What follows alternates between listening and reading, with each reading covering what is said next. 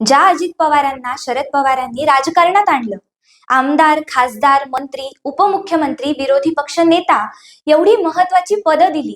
सुप्रिया सुळेंचा राजकारणात उदय होण्यापूर्वी अजित पवारच शरद पवारांचे राजकीय वारसदार म्हणून पुढे आले होते. बऱ्याच वेळा काही कारणांमुळे अजित पवार नाराजही झाले होते.